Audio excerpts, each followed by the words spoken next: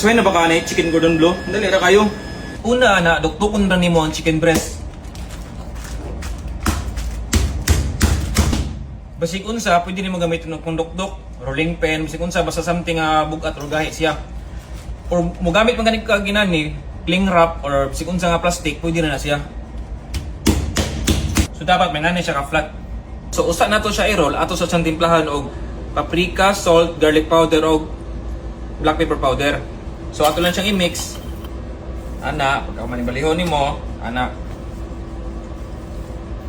So sa pagputos ani, inani rin sa kasayon. Cling wrap pagka manibutan nimo ang ham or bacon, pagka manibutan nimo ang cheese, pagka manibutan nimo ang pickles.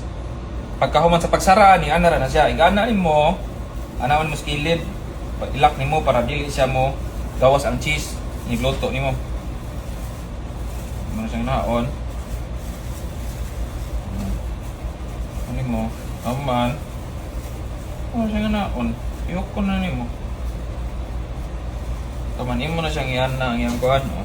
So ato lang siya siyang i-freeze 1 hour para mo set siya kung saan nato breadingan. So aron dili makabulingit ang imong kamot, kaning usa ka kamot nimo ari sa flour o ari sa breadcrumbs niya, kaning usa ari sa egg.